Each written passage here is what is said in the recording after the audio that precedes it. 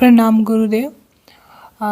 गुरुजी, जैसे साधक की जब साधना में थोड़ी भी गति होती है तो वो उसके दिमाग में कुछ चीज़ें ऐसी आती हैं जो वो चाहता है और उसके चाहने से वो भर से वो पूरी हो जाती हैं। कुछ थॉट आया, कोई इच्छा हुई और वो इच्छा अ, पूरी हो जाती है, बोलने की ज़रूरत भी नहीं पड़ती।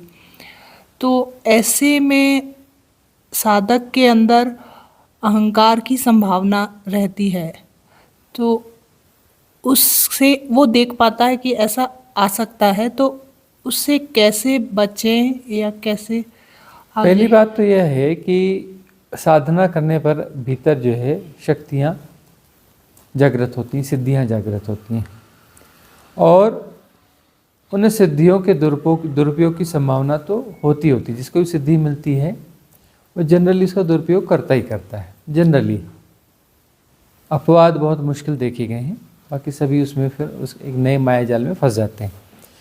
अब जो शक्ति जागी है, ऊर्जा जो है अलाइनमेंट में आई है, अलाइनमेंट में आई तो उसकी क्षमता बढ़ गई, वहीं से मैनिफेस्टेशन होता है ना, मैनिफेस्टेशन हो जाता है। और वहाँ पर यदि मैनिफेस्टेशन न किया जाए, सिद्धियों का उपयोग न किया जाए, तो ऊर्जा जो है उधर बहेगी नहीं और वह ऊर्जा ब्रह्मरंध्र में जाकर के ब्रह्मरंध्र को खोल देगी और आत्मज्ञान हो जाएगा।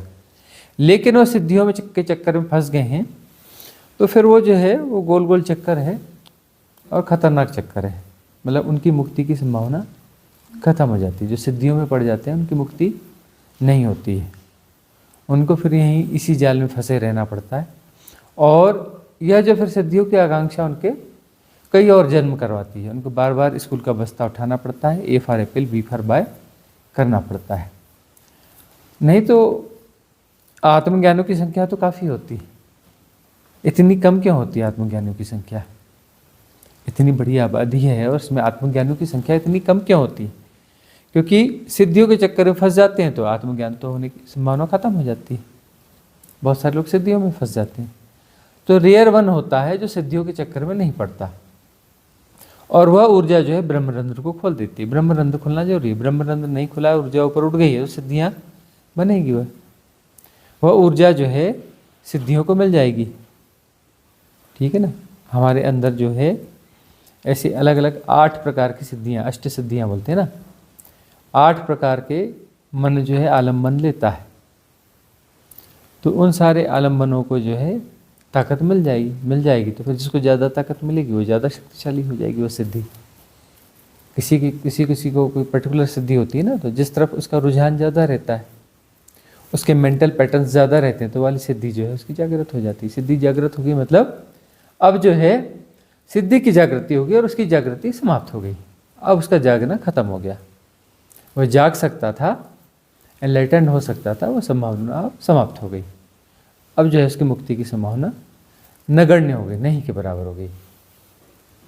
तो इससे कैसे बचा जाए? ये बस ये होश की जरूरत पड़ती है। अब वो जो पहले से ही, इसलिए कहते हैं ना सत्संग सदगुरु की शरण, तो वो आगाह करते रहते हैं सदगुरु की। सिद्धियों के चक्कर में पड़ना नहीं, किसी भी सिद्धियों के चक्कर में पड़ना नहीं। पड़ोगे तो फिर जो है ये मान के चलो कि हीरा मिलना था और तुम लोहे के टुकड़े में फंस गए। लोहे के टुकड़े को सब मान लिया और संभावना थी कि हीरा मिल जाए।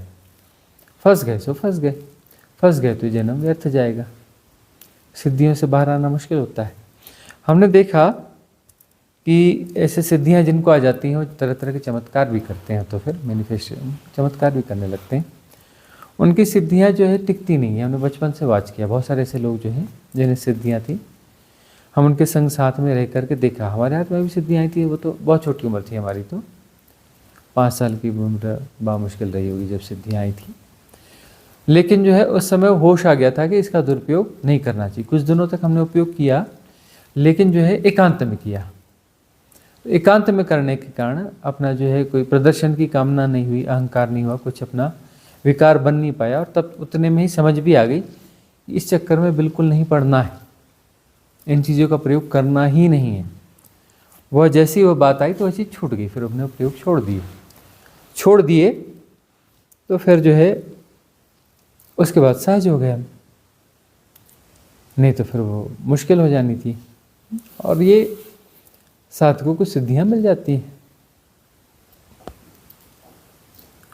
कुछ भी कर सकते हैं इससे, सिद्धियों के माध्यम से बहुत सारी चीज़ें की जा सकती हैं। बारिशें करवाई जा सकती हैं, बारिशें रोकी जा सकती हैं, है ना। और भी बहुत कुछ है, हवा में उड़ा जा सकता है। हमने अकेले अकेले में कुछ कुछ किया, लेकिन बहुत कम समय में उससे बाहर हो गए। सिद्धि का प्रयोग हमने किया, ऐसा नहीं। बच्चे थे तो क्या हुआ, अकेले में जाकर के प्रयोग कर लिया करते थे, उल्टे सीधे प्रयोग करते थे, और उसके बाद में बहुत जल्दी उससे बाहर हो गए। बाहर नहीं होते तो हम और आप यहाँ पर नहीं होते।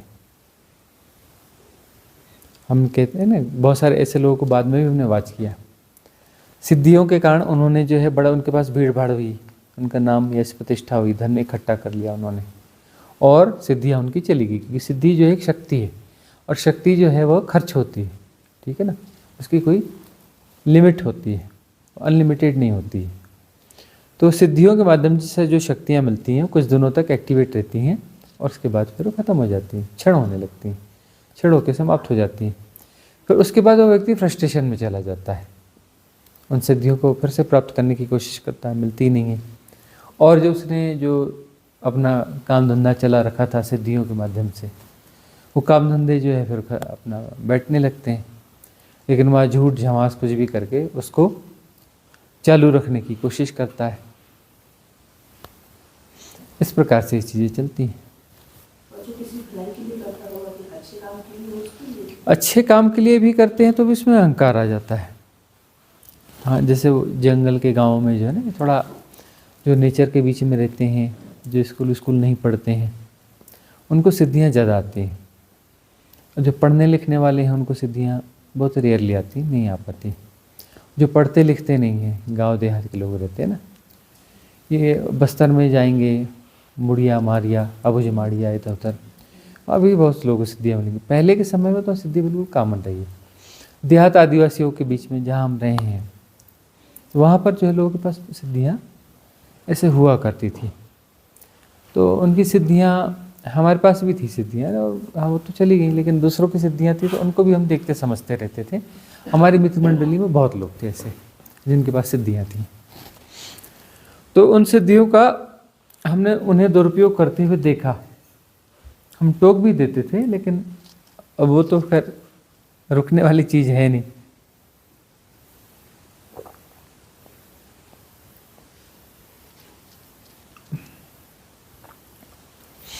तो वह हमने देखा, और सिद्धियों का जितना ज़्यादा प्रयोग करते हैं उतनी जल्दी वह क्षमता समाप्त हो जाती है। ये कोई स्थायी क्षमता नहीं है, टिकने वाली चीज़ नहीं है। कोई भी शक्ति हो, कुंडलिनी जागरण होता है, तो कुंडलिनी जागरण, कोई सोचे कि बस कुंडलिनी जागरण हो गया, अब तो वो शक्ति मिल गई, अब तो जिंदगी भर आराम से खर्च करते रहो। वह एक पीक आती है, और पीक के बाद में ढलान होने लगती है, धीरे धीरे धीरे। वह समय होता है कि आपके पास ऊर्जाएं बहुतेरी हैं। कुंडलिनी जागरण के बाद में आपके पास अब बहुत सारी क्षमताएं आ गई, मतलब ऊर्जा बहुत आ गई। उस ऊर्जा का प्रयोग आप कहाँ कर रहे हो? साधना में कर रहे हो कि दूसरे कामों के लिए कर रहे हो, सिद्धियों के लिए कर रहे हो? तो जो है आप सिद्धियों के लिए प्रयोग कर सकते हैं। एक जादू मंत्र वाली सिद्धियाँ होती है, एक सिद्धियाँ होती है पद प्रतिष्ठा वाली, उसका प्रयोग करके आप पद प्रतिष्ठा पा सकते हो, धन पा सकते हो, है ना। तो जो अष्टांग सिद्धियाँ हैं, सारी सिद्धियाँ प्राप्त की जा सकती हैं कुंडलिनी जागरण के बाद तो बहुत आसानी से। इसीलिए कुंडलिनी जागरण के बाद में आत्मज्ञान होगा ही ऐसा जरूरी नहीं है। कुंडलिनी जागरण के बाद में भटकाव भी हो सकता है। जो बहुत सारे लोग होते हैं ना, बोले नेगेटिव पावर हैं, बड़े ताकतवर हैं, बड़े नेगेटिव भी हैं, ताकतवर भी हैं और नेगेटिव भी। कुंडलिनी उनकी जागरण तो होगी, लेकिन क्लिनजिंग थी नहीं, विकार भीतर भरे हुए थे। तो ऊर्जा विकारों को जाके मिल जाएगी। वो ऊर्जा किसको मिल जाएगी? विकारों को जाके मिल जाएगी। अब वो विकार जो है उसे ऑपरेट करते रहेंगे, वह हावी हो जाएंगे, और उस व्यक्ति की मुक्ति मुश्किल हो जाएगी, असंभव सी हो जाएगी। उसको जो है बहुत लंबे समय तक जा कर के उसको वापस क्लिनजिंग करना पड़ेगा।